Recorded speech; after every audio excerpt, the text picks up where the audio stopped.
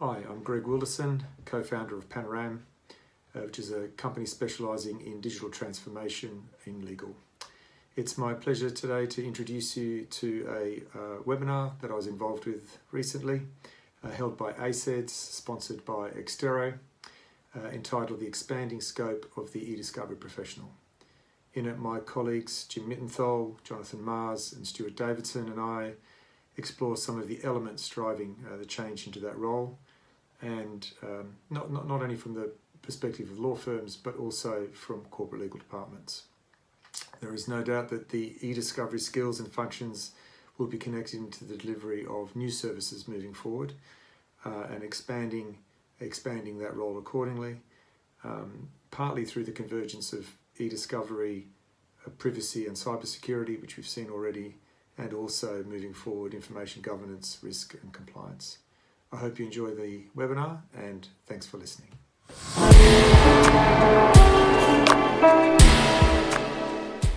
Hello everyone, and welcome to the webinar channel of the Association of Certified eDiscovery Specialists. My name is Mike Quateraro and I am the president of ACEDS. Today we are joined by our fantastic partners at Extero for a webinar entitled Expanding the Scope of the eDiscovery Professional. Before we get started, please know that we love questions. There's a Q&A widget at the bottom of your screen. You can enter your questions there. All questions are anonymous. If we don't get to all questions, we'll figure out a way after the webinar to reach out and get you answers to those questions. Also, if you'd like a copy of today's slide deck, you can download it from the resources widget at the bottom of your screen. Okay, without further delay, today we are sponsored by Extero, an eDiscovery software leader, leading eDiscovery software, the leading eDiscovery software suite that unites all phases of eDiscovery from identification through attorney review and production. We are going to introduce our speakers, and let's start with Jonathan. Please, Jonathan, tell us who you are. Hello, good morning and good afternoon to everybody. My name is Jonathan Mars. I have been engaged in discovery and e-discovery since the time of dinosaurs. In fact, Sunday was my 38th year anniversary. I've worked both in large international law firms and discovery consultancies, but for the last 3 years, I have been running my own consulting, specializing in legal and e-discovery, e-disclosure.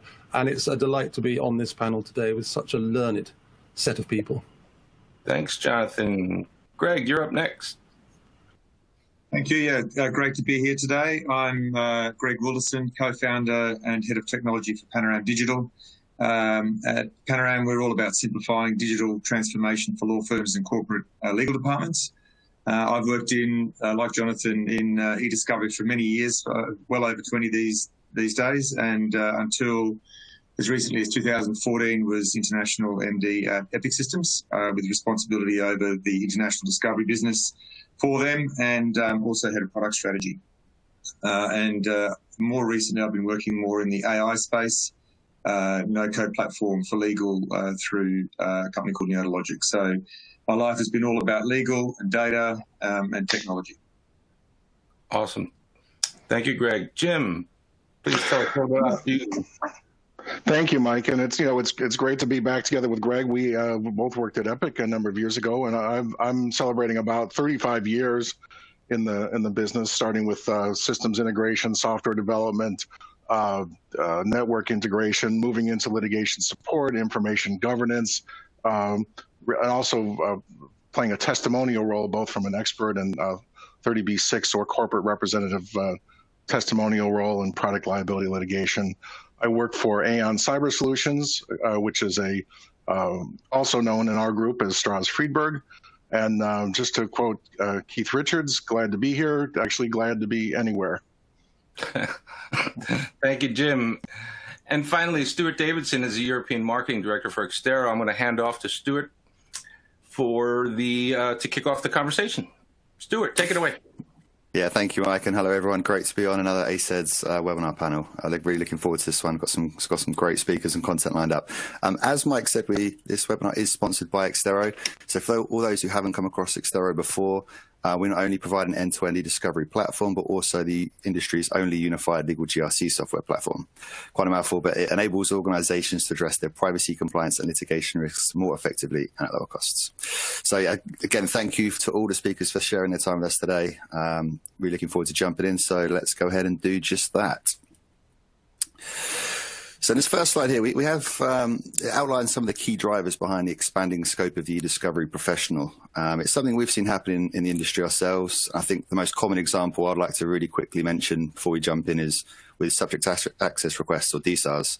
We've seen different organizations repurposing the e-discovery resources, which I guess is a polite way of saying the e-discovery folk have been lumped with more work to do. But the workflows and skill sets are identical, so it makes perfect business sense to do so. If you think about DSARs, they require an organization to identify data, collect it, review it, redact it, perhaps delete it, but present it back in different formats.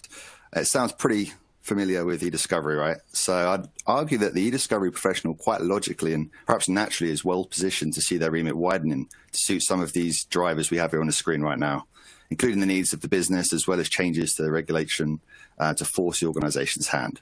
So let's bring the panel in. Enough for me. I'd love to go around each of our speakers and hear their perspective on these key drivers and any experiences or thoughts they would like to touch upon. It's going to be a very conversational session. Jonathan, perhaps we can hear some words from you first, please, and we'll stay with the order we have for now. Go around to hear Greg afterwards and then perhaps Jim. Yeah, thanks, Stuart. I've always said that the skills and the software that are used in e-discovery or discovery, but essentially e-discovery, are equally applicable anywhere. Nowadays in modern business, there is a constant need, for whatever reason, a constant need to marshal data, to find data, to sift through data, to sort data, to delete data, to find data and present data to the business in the most logical way for the purpose required. And frankly, that's something that we do every single day of our working lives. So it makes enormous sense. E-discovery people have the knowledge, the skills, and the desire and interest to do exactly that. And I think that it would be a very bad step for businesses to silo those skills in this modern day and restrict it purely to internal, external investigations and disputes, when we could do so much more across all business. Greg, comments here on these key drivers? Anything to build on from Jonathan's comments? Yeah, I mean, obviously echo those thoughts, Jonathan. I think, and I've seen it probably in the kind of more innovation space a little bit as well. In that we're seeing a lot of the skills that are used in e-discovery also being used for exercises like the recent repapering exercises that are taking place from regulatory change. So a lot of regulatory change driving the need to find particular documents, to work out what to do with them, to amend them, to change them, to look after them, and to put them back in their right home, and then to understand more about what's going on with those documents. So there are many spaces, not just DSARs. It's around cyber, it's around regulatory change, all of those areas, and the convergence of those areas, I think, is just increasing the need for the skills of e-discovery professionals. Yeah, completely agree. Jim, any comments here?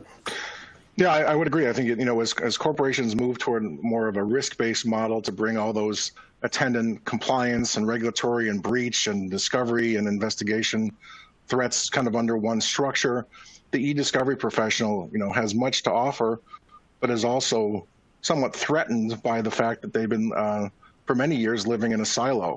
A silo certainly not of their own making, but e-discovery has been, like many other functions in the corporation, a fiefdom unto itself, feasting off the riches of overabundant data that's been saved, certainly in the U.S. because of cases like Zuby Lake and Roe that have caused corporations to be really afraid to throw anything away, and having data that's been distributed all over the place, and COVID certainly accentuates that.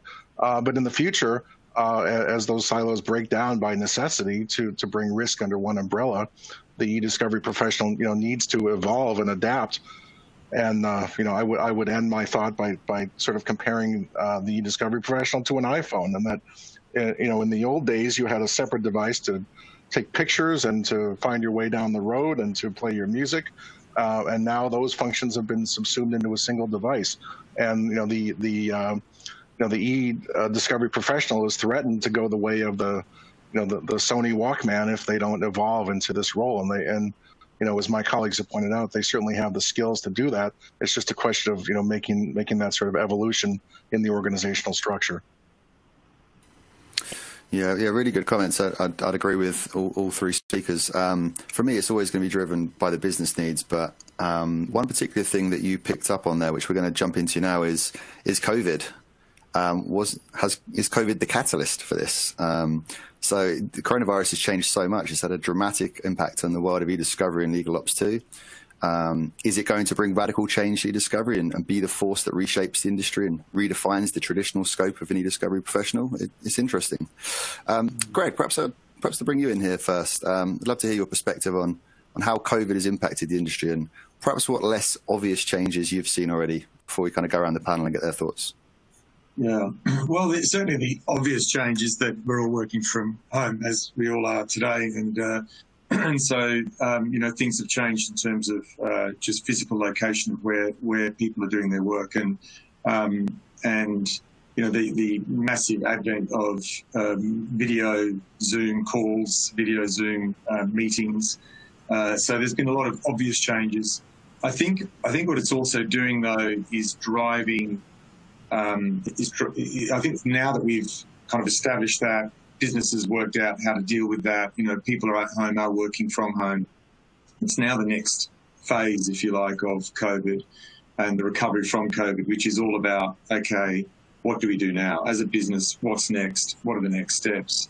And so I think in terms of timing, this is now the time for leaders in business to be thinking about where they go from here and using what they have in place to drive those changes. And clearly data is one of the kind of key elements of driving that change. So working out where to go based on the data that they have in place today. I know we're going to come back and speak a little bit more about data moving forward, but I think it's around not siloing data, but actually bringing the data together from different parts of the business to help work out, how do we make today better? And more importantly, how do we improve and make the future even more interesting and better for our customers and for the people who work for us?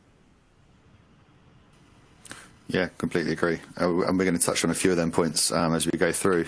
Jim, any comments here with COVID? Anything you've perhaps less obvious you've seen with changes in e-discovery? Absolutely. I think COVID has, and the pandemic as a whole, has accelerated certain forces such as virtualization and the ability of people to have ubiquitous workplaces and to function irrespective of where they physically are. On the other side of the coin, however, is the fact that the data, there was an evolution that's been going on for a number of years of, we started off with centralized computing in the 60s and 70s and went to local area networks, and data started getting scattered about the organization. And then with PCs and, devices, data is everywhere. And that we've been moving slowly to sort of rectify the sins of the past to bring data back into a central hosted model where it can be managed and administered. And we're in the midst of that now, especially the move to cloud environments. To some extent, COVID has somewhat arrested that trend, and we've still got data trapped on workstations and thumb drives and places and now scattered to the four winds as people are working from home. That certainly causes some problems in terms of being able to go out and do remote collections. Our practitioners are donning personal protective equipment and going into people's houses and getting data. That's certainly not an ideal situation. I hate to say something as crass as if only COVID had happened a few years from now, we'd be better off, but we still have data scattered everywhere. And for the e-discovery professional, that creates opportunities and challenges. But, at some point we will have data more into a centralized model. And I think that will aid in the process of being able to work virtually. And COVID has certainly shown that people can work that way and be productive. Yeah, thank you, Jim. Jonathan? Not a lot I can add to those two, actually. I agree completely with them, which is perhaps not a surprise. I think one of the things that COVID has done, as Jim said, is accelerated things that were happening. Data is becoming centralized in the cloud. Document reviews have gone remote. People have not been in large rooms socially distancing and doing their reviews. They're doing it from home, which I always thought was going to be a fantastic challenge for consistency and quality and cost effectiveness. But it seems that the service providers have stepped up to the plate on that. We're seeing an acceleration of different types of data that would normally take quite a long time to come onto the radar, like video recordings, like more messaging type and temporary systems are being used a lot more than they were before, or at least are coming onto our e-discovery radar a lot more. I'm seeing the drive. It's interesting that Jim said about his people wearing protective clothing and going on site. I thought there was more of a drive to do remote collections and the self-collection by clients, but I thought that had accelerated. I just hope that we don't spring back to how it was before the pandemic. I hope that we learn these lessons and move forward with a spring in our step, to be honest. But I still think, but I'm sure we'll come on to this, I still think we're on a kind of tipping point. We're either going to slide back to how it was with a slow progress, or we're going to jump forward from this point and make the most of it into the future. I hope it's going to be the latter, but I think we're at that tipping point as well right now. Yeah, I was just going to add to that point. We do remote collections when possible. That is important, and obviously that has evolved and will be tested to its limits. There are still certain forensic investigations and other types of captures that have to be done with the physical machine. Mass collections, where the data pipelines simply aren't going to suffice. So, I think it's important to evolve how you do collections, but in this day and age, and hopefully, as I said, this will evolve in the next few years, but it's still necessary in some cases to darken the threshold, intrude upon the physical premises to go out and collect certain types of data. And for instance, iPhones, Android devices, they can't easily be collected remotely. The number of the proliferation of devices out there, smart refrigerators that might need collection entails in some cases actually going out and reaching out and touching the material. Sorry, Jim, I didn't mean to say that you were behind the times by doing personal collections. I accept completely that they're still necessary. And just to pick up on another point there, Jonathan, when you talk about document review, I think business generally has been quite astounded at how quickly everyone has adapted to this new world of working remotely. Including the courts. If you think about legal generally, we've been very slow as an industry to have people working from home. And in fact, it was interesting that in the first few weeks of COVID, many law firms were focused heavily on just shipping tin and getting people within their organisation able to work from home, because they had up until then that had never been something that had been necessarily on their radar. And not only I'm talking about partners and getting partners to be able to work from home, but actually even their support staff not being able to have any access to any of the systems from home.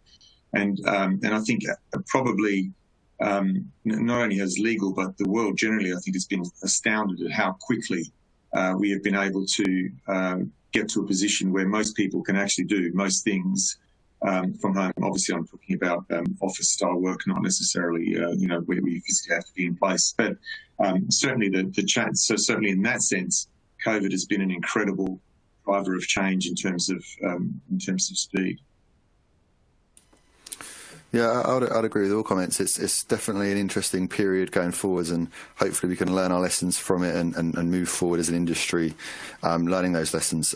You said it yourself there, Greg. One kind of characteristic that I just wanted to kind of keep at top of mind with e-discovery and other practices, data privacy, information governance, cybersecurity, etc., is data, and data ties everything together. It's the wood on the fire, sometimes quite literally. It fuels each business function. So it would seem logical that data is at the center of any change. And that's what we've experienced with the new legal GRC landscape, which I'm going to just present on this next slide now. It's something that we've seen as an evolution traditionally from the siloed business units into a single business category now. We found organizations looking at this holistically and thinking about how they can solve different problems using the same people, processes, and technologies. And a few points quickly from me just before we move on to the panel. And you'll see data inventory here in the middle of this graphic, and with data tying everything together. Each of these functions rely on knowing your data. The purpose of the data inventory is to identify and catalog your data in a central repository. So if you have access to this and you can connect to it, to your data sources, to your data owners, and you have a purpose-built platform to house this and integrate with, then half the battle's already won. And I think it was Sun Tzu that said, every battle is won or lost before it's ever fought. So without getting too philosophical, we'll circle back to data inventory shortly. But if you just think about it logically from a business viewpoint, if the same people, the same processes, and the same technology can solve different problems, then that means less money to spend, less technology to invest in and maintain, standardized business processes, so less risk, vastly increased efficiencies, and much faster speed across the operations, which is critical with different regulatory challenges, DSARs, 30-day window, breach notifications, 72 hours, etc. So it seems like once you can overcome that hurdle and that first kind of challenging period of change, or perhaps radical change in some organizations, that it seems as there's some pretty sensible business logic behind it. I'd love to get the panel's thoughts on this. So let's kind of mix up the order again. And Jim, if you mind, come to you first.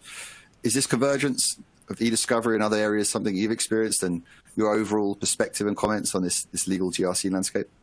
Absolutely, and I would also respond to your point about planning, that there is the famous adage, and I think Napoleon said, "No battle plan survives the first shot or first contact with the enemy," and certainly with this schematic, it's true as well. Certainly, there is a centricity to data mapping that is, the importance of it in the modern way. And I referred earlier to this notion that we have siloed corporations that have grown up that way, and they form a sort of a natural protection for their own functional data, as well as centers of expertise and whatnot. But with the threats of breach and the evolving compliance and regulatory landscape, and of course COVID, and with people working remotely, all of these are pressing concerns to evolve the data map and make it sort of a center of knowledge, a catalog of usefulness to all those functions.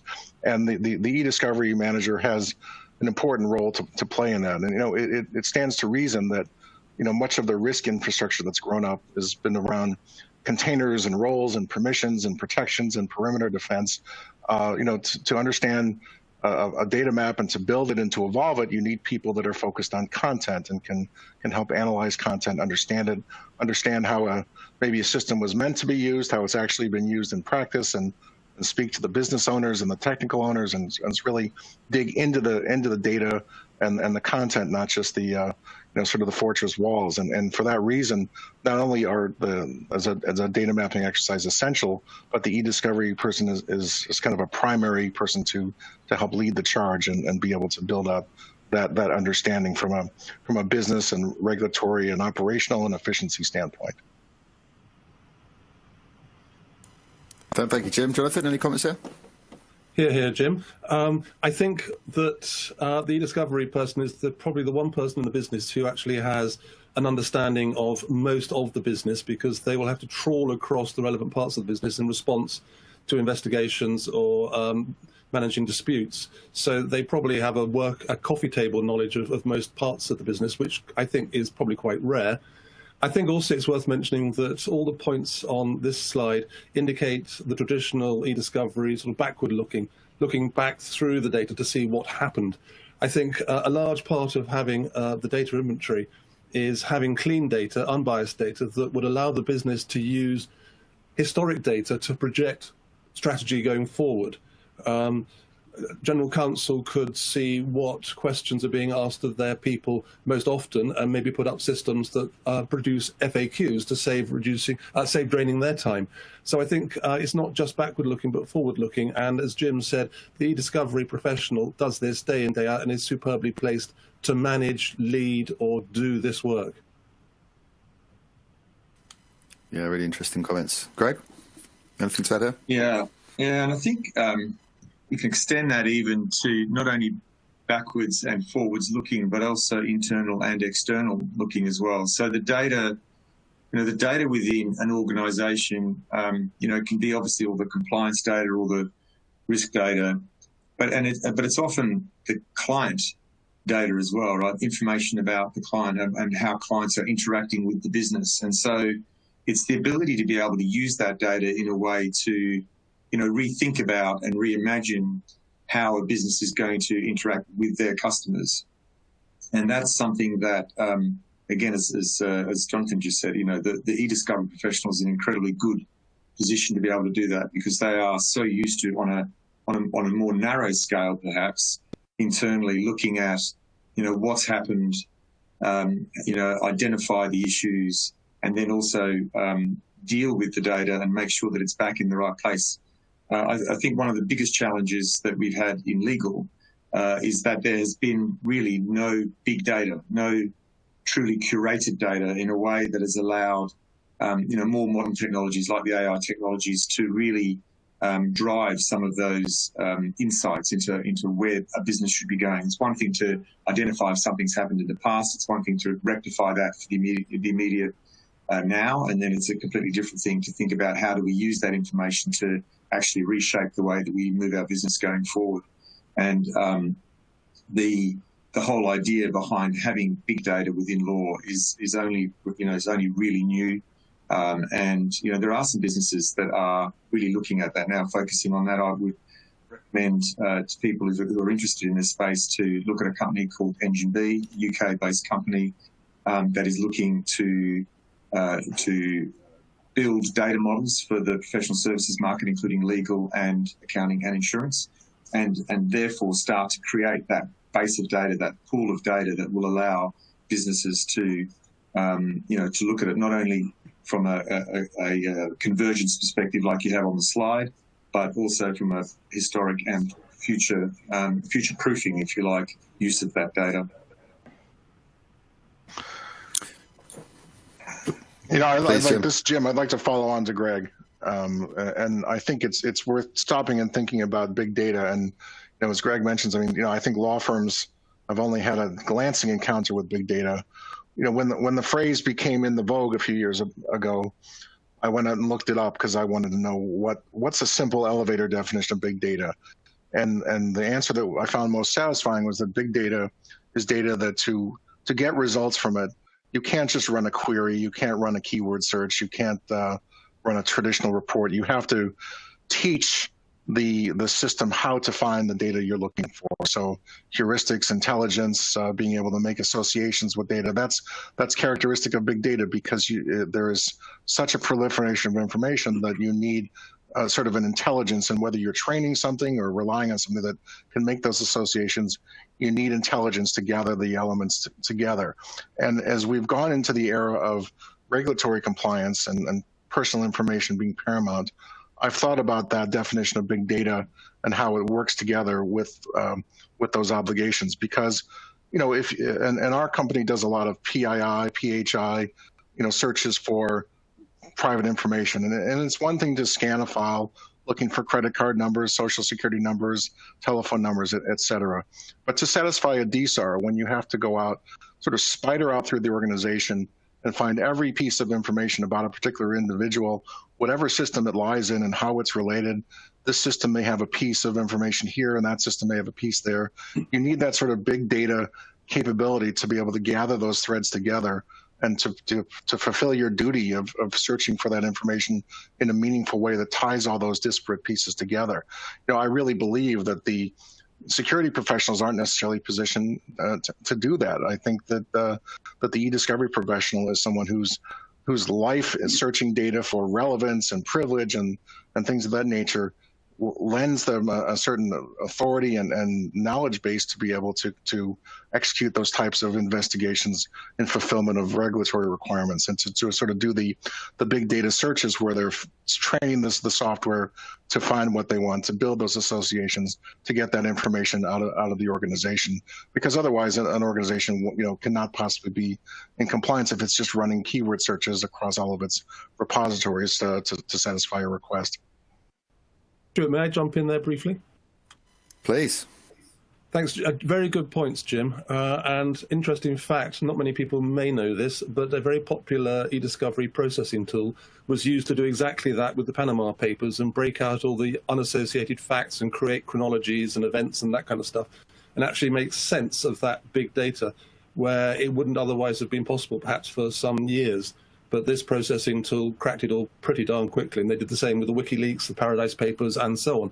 So that's a very good example of where e-discovery software and experience has been used in a completely different environment successfully. Yeah, I see this conversion. I think this is where the market's going. That's what we see. But also, from an e-discovery professional, it just makes them so valuable to an organization when they're essentially the gateholders and the data owners and the facilitators, if you will, to all these different practices. Very unique opportunity, as Greg mentioned earlier. So. No, really interesting. Let's just move it on, actually, and try and get the audience involved a bit. And I'd be really interested to see if the audience has experienced this themselves. I'm just going to move on to the next slide now, and you should be able to, there we go, you should have a poll on your screen. So just while we give everyone a few seconds, I'll just fill a 30-second void here. The poll on the screen now asks everyone if your e-discovery remit has started to widen to cover other business areas like data privacy, information governance, or cybersecurity, or in fact any other related business practices you weren't doing before this period of COVID. I just wanted to quickly stress that the responses will remain anonymous. We're just interested to see if your observations and experiences are shared by our audience. And I can't actually see if we have any respondents yet. So just before I do, I'll give everyone a few more seconds. Jonathan, you're up on my screen, so I'll come to you first. I imagine you're going to side with yes or not yet, but I anticipate it. Have I spoken for you? It has the inevitability of another ice age or something like that. There is no doubt in my mind whatsoever that these will come into one place, and I know we're going to talk about the ownership of it and the names that might be used for the kind of person doing it. But yes, if anyone thinks otherwise, I'm afraid they've not been watching this business for the past decade or so. All right, let's jump on and see if we have poll results. We do, and yeah, 58.8%. Surprisingly low, to be honest.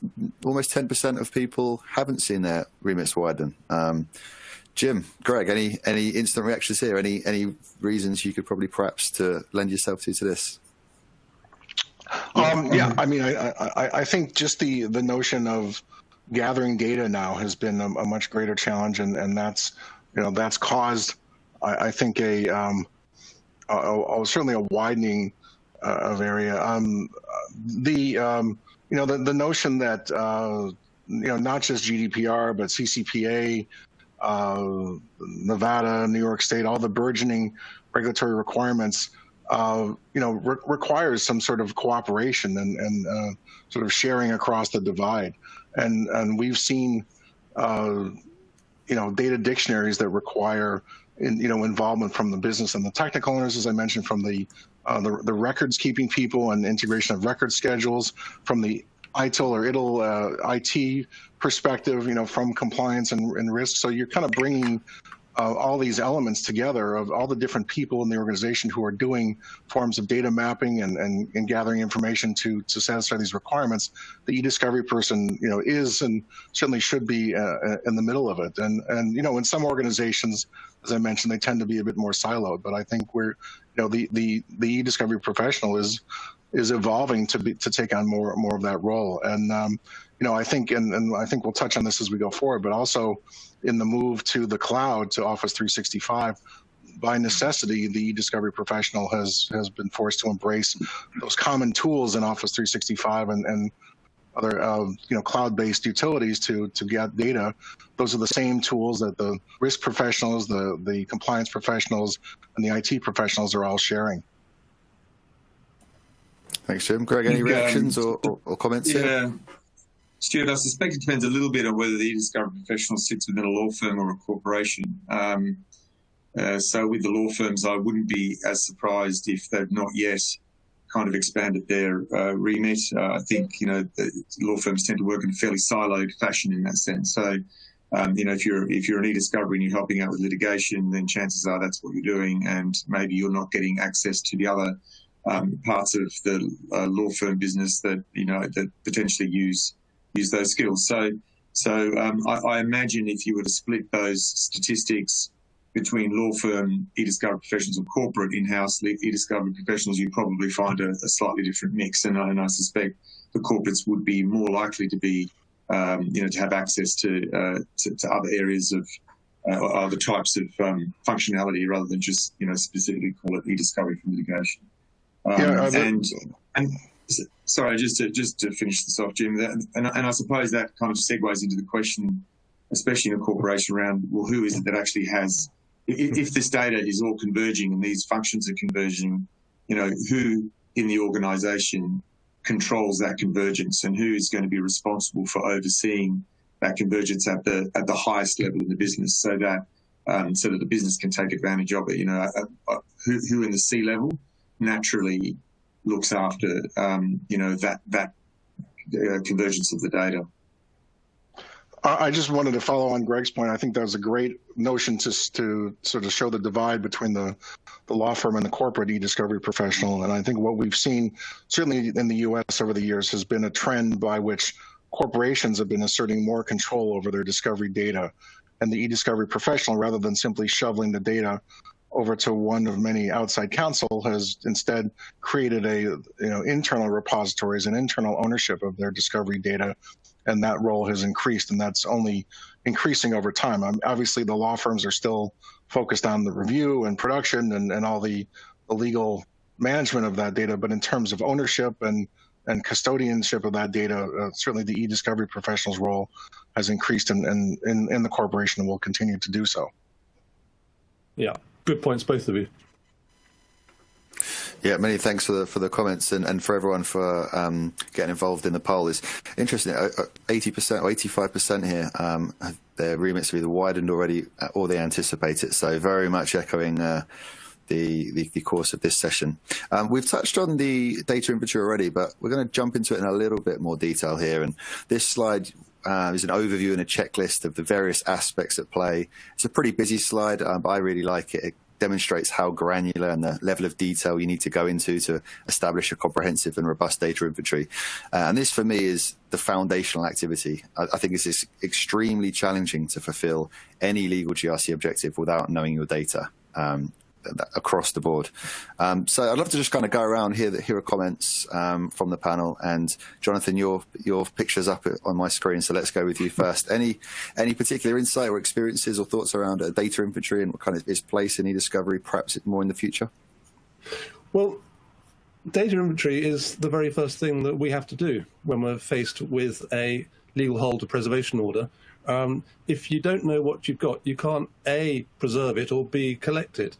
So that's the very first thing you have to do, and that's in our blood. Similarly, a not thought about much byproduct from what we do after an investigation, after a dispute is finished, we leave behind, out of the chaos that was there when we first started, we leave behind an orderly filing system. Perhaps the first time that part of the business or that business has ever had one. Whether it lasts, I doubt, but this is something that we do. And there are so many more requirements coming down the pipeline from regulators, from governments, that we don't know what of at the moment, that will increase the need for us to be on top of that data, to winnow out the rubbish data, to get rid of the rot, the redundant, outdated, and whatever the T is, trivial. Thank you, trivial, that every organization has. Things like conflict minerals. It's been a thing in the States that manufacturers need to know their supply chains to make sure that none of the money being used to buy products or create products has come out of terrorism. I understand that in the EU there will be regulations coming into force next January for exactly that, that businesses will have to understand where the conflict minerals are in their supply chains and get rid of them. So there's an increasing need, not a backward looking, but increasing need for organizations to be on top of their data. And if they're not, they're going to feel significant pain.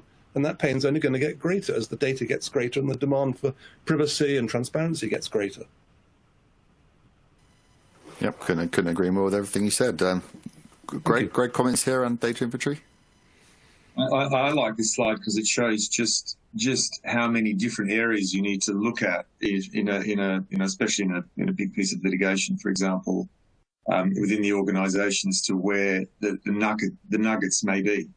And I think what it also shows is, this slide is an absolute kind of living slide in the sense that it's constantly changing, and not only the volumes of data in electronic discovery have, obviously year on year just continue to increase by some staggering amount, but also that the breadth and the breadth of data, the scope of data continues to increase as new applications become available.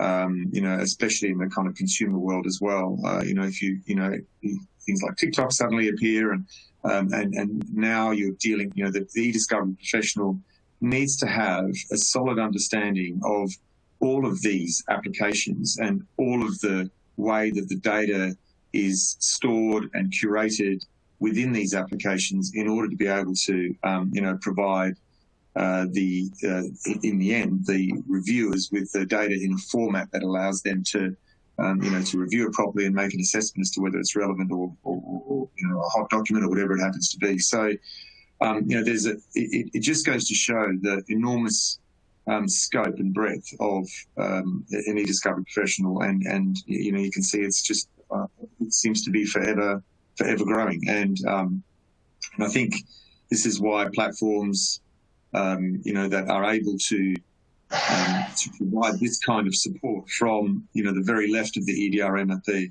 identification and collection stage, right through to the, through processing, through to review and production.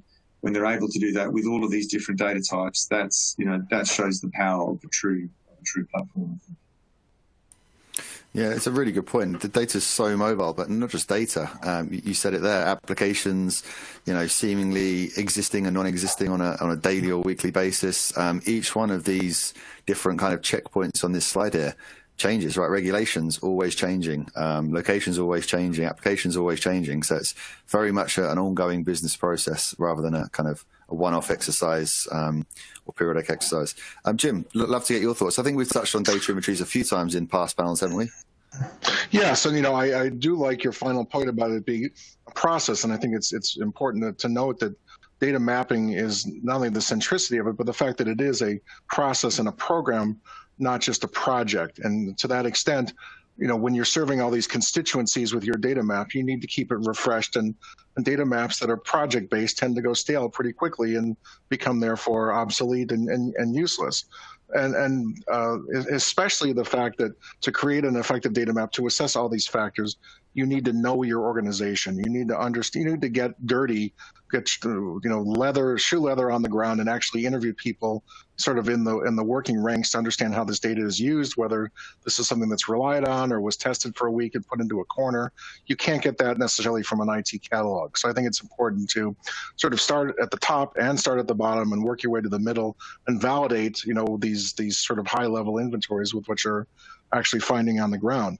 Also, your chart shows very clearly that what we care about isn't just static data, but the movement of data through the organization. And from the standpoint of the GDPR records of processing, from the privacy impact assessments, from all the other regulatory requirements, in building a data map, one must not consider just where data lives, but where it goes to and moves from, and that requires a fact-finding process. So I think all these dimensions are reasons why the e-discovery professional is well positioned to sort of carry out that mission. Yeah, Stuart, can I add in? Please, I was just about to ask any further comments, so yes, please do. Thank you. I think that also this goes to the point that everyone's mentioned, that data is getting more and more voluminous. I think a very important part of this slide is the bottom, the retention bit. If you know what you've got and why you might need to keep it, you can get rid of the rest of it, and you can go some way towards reducing big data for storage reasons, or just for the fact that you have no idea what's in there and you'd rather just delete it because it's beyond any retention period, and you can justify it as a business process.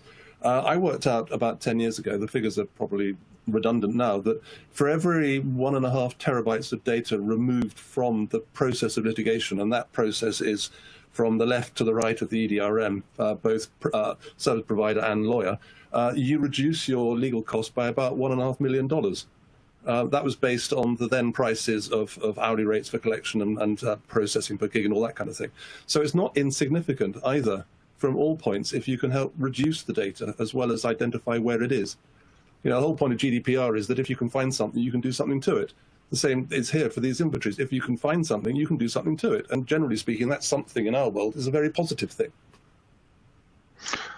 And then, final comment from me. This is, certainly in the United States, as I mentioned, Zuby Lake and other cases made it very hard to get rid of data. I mean, the records manager's job is predicated on the notion that data should be saved for business or other reasons and otherwise gotten rid of, and that yet increasingly that has become difficult to do.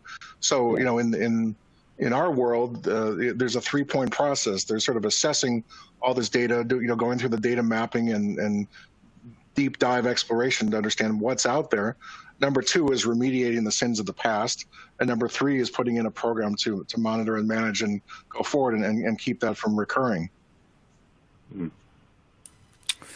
Yeah, thank you all for your comments. We've got about 5 minutes, so we've got a few more slides to go through. So we're going to just fire it across this next slide here and take a look at how to use a data inventory in a practical sense. And this graphic visualizes what a legal GRC platform might look like with the data inventory, the first step at the bottom of the graphic before connecting to the data and analyze it, review it, redact it, all those good things, and all the other data analysis functions needed before plugging into those wider business activities that usually fall under the areas of data privacy, information governance, and e-discovery. So all those white icons you can see in the middle of this graphic, all fueled by knowing about your data and being able to connect to it and working within an orchestrated workflow, where we see the market going with legal GRC. So let's bring our panel back for a few words. We've got about 5 minutes here. So we've got one more wrap-up slide as well before Q&A. So, Greg, if you mind, can we come to you first for a few words on kind of your comments and perspective on tackling this space with a single or holistic approach, a single platform to tackle it? Yeah, and I think you just raised the point there, right? This is all about, from a technology perspective, at least, it's going to be about platforms. I think, we come from a world where not that long ago, there were lots of specialist tools doing lots of little things, whether it be a tool that's specialized just in processing or just in review or just in collection. And obviously, there's been a lot of consolidation in the e-discovery market in the last 10 years or so, both globally and here locally in the UK. And now it's very much moving to a platform approach. And I suppose it's important to also mention, to some extent, the elephant in the room here, which is Office 365 and Microsoft, in that clearly their view of the world is that, they want to be an organization that sits in amongst all of these functions within the business and obviously look after the data of the business and then provide a lot of functionality around that data. But there are some very specialist tools that now form part of these platforms. And there are a number of them, but obviously clearly happy to point out Extero here in terms of being able to look not just at these individual little specific parts, but actually across the entire spectrum of functionality that's needed. So yeah, I think it's going to be all about platforms and all about the people who are going to be able to look at this holistically from end to end and understand the full kind of feature set that you've got identified here in this slide. Yeah, thanks, Greg. Jonathan, let's circle to you, if I may. Any comments on this kind of holistic approach, this end-to-end platform kind of tying in not only discovery, but the other various aspects of information governance and data privacy and related practices? Yes, of course, it's me. I see the holy grail of corporations, especially those who are particularly litigious defensively or are heavily regulated, is a desire to have a document looked at just once for a purpose, and that purpose or the thoughts about the document for those or that data for that purpose recorded. So if a similar purpose is required, they don't have to go back and look at the document or the data. They just go back and look at the comment on that document. You see it in discovery when company A is involved in a dispute and they bring in their lawyers and they bring in their e-discovery providers to do the collection and preservation, and then they review the documents, they produce the documents, and then everyone goes home and forgets about it. Then company A gets involved in another dispute which involves some of the same data, so they again have to go and collect it and so on and so forth, spending twice the amount on the same document for perhaps the same purpose. I know every dispute has a different theme to it, but it's a similar purpose, a privilege call, for instance. And then you have to go to a document management system to find the documents and extract them. Why do you need to go through all these different systems? I think in the same way that an e-discovery professional is going to inevitably evolve into this sort of data person, I think the same way that corporations, if they're not already, will be increasingly frustrated at the need to have to repeat work on their data when they can do it all in one place at one time and retain that information about that data going forward so that they can benefit from it each and every time it's needed, rather than repeat the process on a project-by-project basis, like Jim said. So yes, I think this is another inevitability in our world, in the business world, with data. Thank you, Jonathan. Jim, final comments? Yeah, I would break it into a current state and a future state perspective. And the current state, certainly we've learned that in this modern era, there's liability from a standpoint of breach, from regulatory compliance that touches everywhere in the organization, not just an e-discovery silo. Every part of the organization has to be effectively re-engineered so that their data feeds into a central model, in effect, a dashboard for the professional to understand the risk implications for the entire organization. That means everyone contributing to that common cause. Increasingly, that individual is a chief data officer or role such, and that's different than a data protection officer for GDPR purposes, but someone who is responsible for getting value and meaning out of the data on behalf of the organization as a whole. And then in the future, we're seeing things move to the cloud, obviously, and that sort of need to manage data in the hands of third parties, particularly Microsoft, means that we've got tools, litigation tools, e-discovery tools that are now built into our compliance function. Office 365, for instance, leverages the Equivio intelligent search and learning engine, which they acquired a few years ago. E-discovery professionals need to be involved with that process and to have a seat at the table to be able to get value over that organization, because they can no longer make their money on moving data around the organization, promoting data to review, collecting data, managing data. Now the data in the Office 365 world is going to be in one place. In the future, it's never going to move. So the e-discovery professional needs to learn to act upon that data in place rather than manage its movement. Really appreciate the comments, guys. Thank you. So just before we get into the Q&A section, if anyone has any questions, do please add them in the Q&A section now. We'll come to them in just a few minutes. I'm just going to give each speaker 30 seconds to a minute to just kind of wrap up and provide their key takeaways, their lasting advice to the audience. So, Jim, why don't we stay with you, if you mind? Any key takeaways you'd like to share? Yeah, I think that the e-discovery professional needs to understand the role of data when it's in a central place and be able to evolve to be themselves a compliance professional, a PII professional, an IT professional. I mean, the role of an e-discovery specialist over time is going to go away. That function is a specialized function that in a cloud-driven world is not a specialized function. It is just a general part of risk management. So in evolving to that state, the e-discovery professional, in effect, has to become a risk professional to understand how his or her skills in terms of analyzing content will help evolve the organization to be able to meet its future obligations with respect to breach, compliance, economic efficiencies, and strategic advantage. Thank you, Jim. Greg, key takeaways from you? I think it's because it's such an evolving state right now. I think there is a real conflict that e-discovery professionals face, which is that, you know, in most professionals have skills that are an inch wide and a mile deep, and that's how they, it's how they shine, if you like. So a lawyer that has very specialist skills, inch wide, mile deep, that's how they that's how they build their value, if you like, within a law firm. And actually what's happening here, because of the convergence of these areas, I think what we're seeing is a need to have specialities much broader. So rather than an inch wide and a mile deep, actually it's a few inches deep and almost a mile wide. And I think that's that's a very challenging time, which is why education, learning, ongoing learning is so important, I think, for the e-discovery specialists to be able to understand all of these three areas in a way that will give them the ability to show their value and their worth within the organisations that they work in. So I think, it's about understanding the platforms, understanding the data, and just understanding the breadth of this world, which is the convergence of these three areas that we've talked about today. Thanks, Greg. Much appreciated. And Jonathan, leave the final words to you. Thank you. I agree completely with my colleagues on this. I've always said that I love this business because of the variety. You never know what's going to happen day after day, and we're learning that it's just going to get even more variety. I don't know the variety that one has to do is about to grow. It's almost as if an e-discovery manager is now coming out of teenager and becoming a grown-up person, because their utility to their organizations is only growing.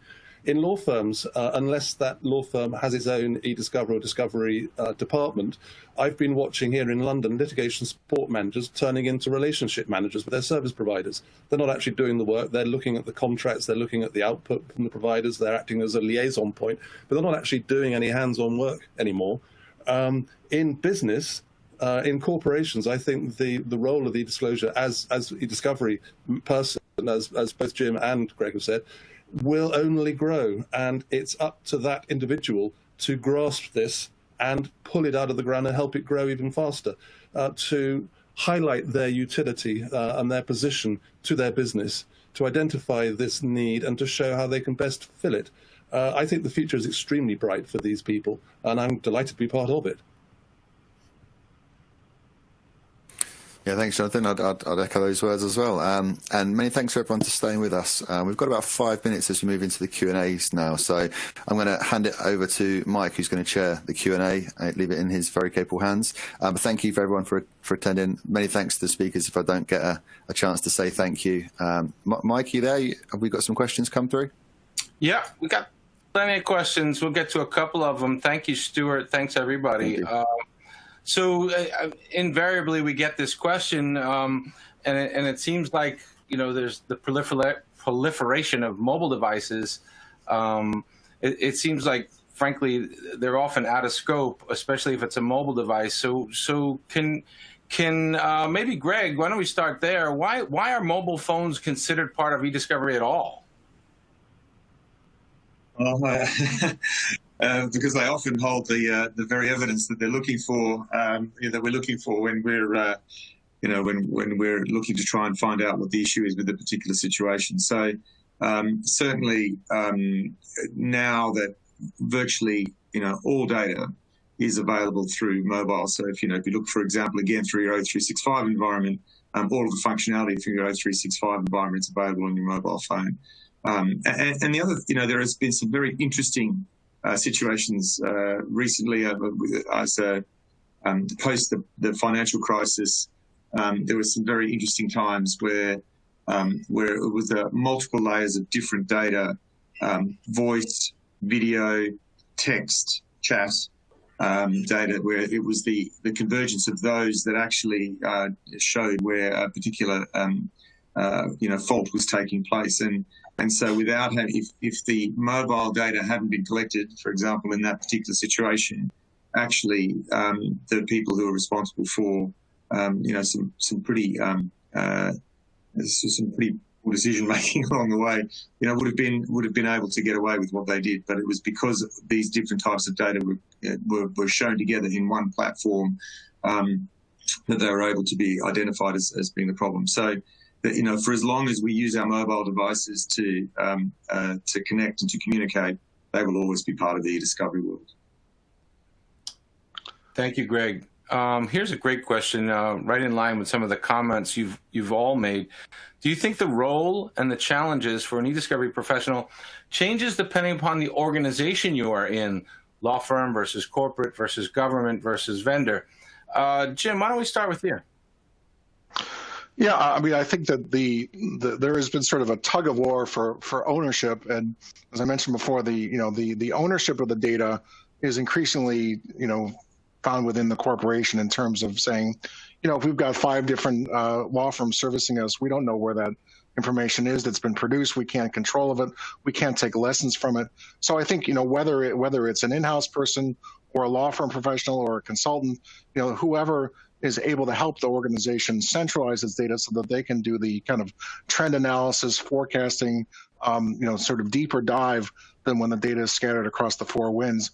That's what serves the organization, is to be able to consolidate that data, to centralize its intelligence, and to some extent there is a collaboration that's going on there, but in that effort. Thank you, Jim. Jonathan, let me turn to you. Here's sort of a two-parter. How do we improve the awareness among employees with respect to the importance of data inventory and data privacy? And how crucial is it to maintain the inventory or asset register in almost real-time basis? How can they think of this as a business as usual and not a burden, as a separate activity? That's a great question. I think to the first part, the training, it's employee knowledge and observing policies. We all know how much employees love observing existing policies. It is a constant challenge for them to do things in the way the business wants it to be done. And I think that has to be led from the top. It has to be, money has to be invested in training modules, in updating people, in reminding them of the importance of it. Maybe the odd dry run of an investigation would help impress upon people the importance of the stuff that they keep and where they keep it and how they keep it. So I think it's got to be from the top down. Otherwise, like most things in the business, it just will not work. And if it doesn't work, then it's a complete and utter waste of money creating a one-off inventory that is out of date as soon as you started creating it, let alone finished creating it. So for the purposes of GDPR and all the privacy things, it has to be more than just a spreadsheet with a tick at the end of it saying, right, I've recorded everything. You have to know where things move to, where they get deleted from, who has them, what journey they're going on. You need to know all of this kind of thing. And it has to be a living, not document, a living inventory. A document is too simplistic a term for what's needed. I think it's a complete about face for businesses, but it is an inevitable thing when they hold so much data about so many people and so many things. You can't just sit on a gold mine of nuclear fusive material, to be honest. So I think businesses are going to have to live this life from now on. Well, they should have started it some time ago. And training is going to be key, because unless everybody is invested in this, it will crack under the pressure of people being forced to do it when they don't particularly want to or see the point of it. So it is a challenge, but businesses have risen to meet many challenges in many times, and this pandemic is just one example of how easily they actually can rise to challenges. Jonathan, we queried one of our clients on that topic, and it was, training and champions and good technology, but ultimately they gave out Swedish fish for people that were compliant, and that was the main reward. Compliant or non-compliant? Swedish fish was the reward at the pot of gold at the end of the rainbow. So you never know what your organization is going to have working with. It does help to have actual physical incentives, in the same way that law firms are trying to reward their lawyers for being innovative and having innovative thoughts. I think that you don't just need a rod, you need a carrot as well. And that if you herald an employee as Employee of the Month because they have faithfully recorded where all their data is, that's not a bad thing either. Any trick in the book to make the employees and the staff follow this policy is a good trick in my book.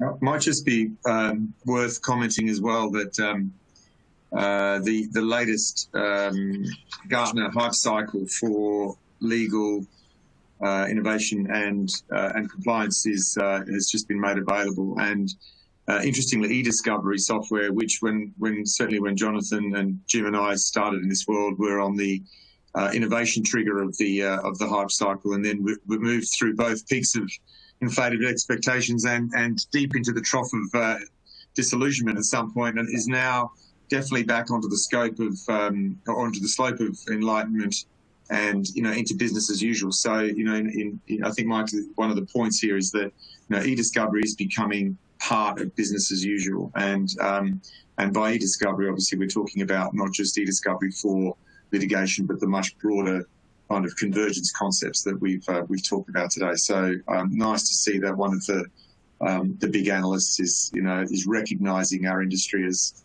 being much more part of business as usual.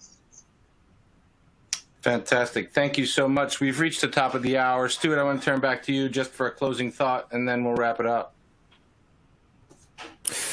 Yeah, I mean, from my observations, this is definitely where the market's going. This is where we see